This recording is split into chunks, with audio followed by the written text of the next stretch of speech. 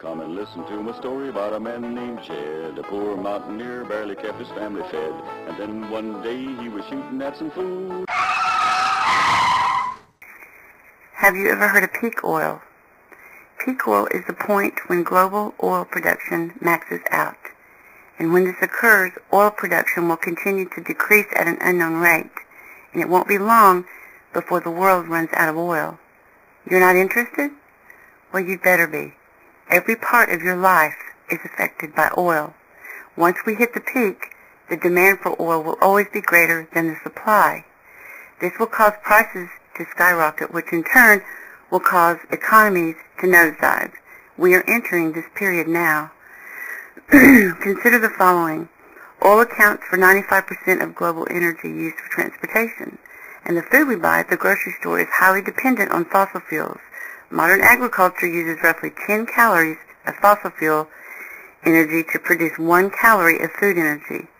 And in the U.S., the average supermarket item travels 1,500 miles to reach your shelf. In Canada, the distance is significantly higher. Non-food items usually come from even further away. They are usually shipped or flown to the U.S. from Asia. We rely on hundreds of petroleum-based products in our daily lives, including plastics, clothing, disposable diapers, medicines, appliances, shoes, toys, computers, cars, and building materials. Housing purchases, job choices, vehicle selection, and many other facets of daily living have been predicted on the continued availability and cheapness of oil and its derivatives.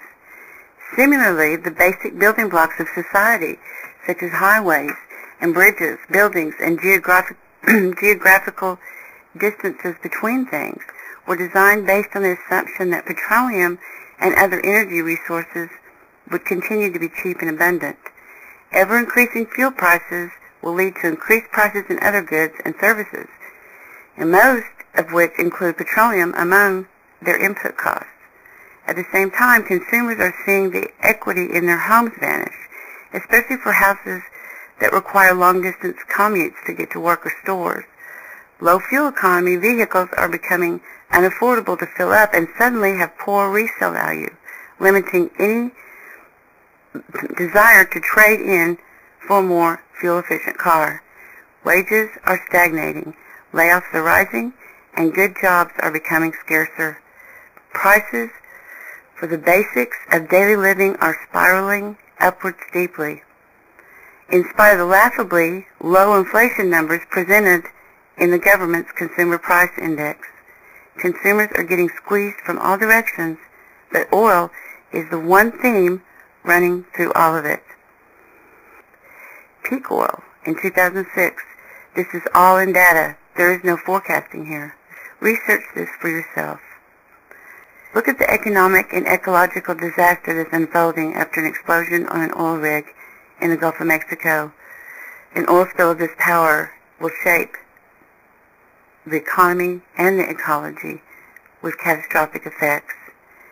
Since the April 20th explosion, 210,000 gallons of oil have been gushing out into the ocean every day. On April 20th, 1 million gallons had leaked into the ocean. By April 27th, the total oil spilled was 2 million gallons. And by May 4th, the total leaked oil was 3 million gallons. A barrel of oil costs $86 currently. Before the spill, oil cost $83 per barrel. The BP oil rig is leaking 5,000 barrels a day. That's 430,000 a day that is floating away in the ocean and killing wildlife, ocean life in the meantime. There are 42 gallons of oil in a barrel. Of those gallons, 23 gallons became gasoline. The rest of the oil becomes jet fuel, lubricant, diesel, and so on. The United States uses 20 million barrels of oil a day. It's estimated that it will cost $300 million to plug the spill. That amount does not include cleanup. That would buy enough gasoline to drive a gas-guzzling SUV around the circumference of the Earth 60,237 times. The latest measurements confirm that the world's oil and natural gas supplies are running out too fast. The world's oil will run out in 10 years. According to Dr. James McKenzie, a senior member of the Climate Exchange Program at the World Resources Institute in Washington, USA, The U.S. government is aware that we are about to endure a disastrous international energy shortage. That's why we went to war in Iraq. We always knew the world's oil reserves would run out eventually. The oil was formed by natural geological processes which occurred over millions of years. Oil consumption presently exceeds 25 billion barrels a year, and demand continues to spiral upward out of control. The outcome is inevitable. Nothing lasts forever.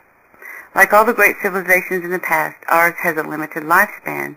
A few years from now, the westernized world will reach the point where there is no longer enough fuel to sustain civilization in its present form. This will literally be the end of civilization as we know it. What effect will the oil spill have on peak oil? Prices will begin to soar and taxes will rise. Someone has to pay for the cleanup, and that someone will be me and you. Bank on it. We've peaked.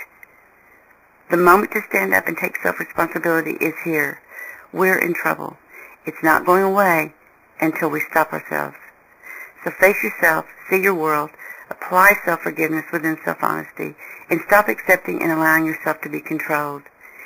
If you don't understand the situation we're facing, then buckle up. You're in for a bumpy, slick ride. Research and educate yourself about your world.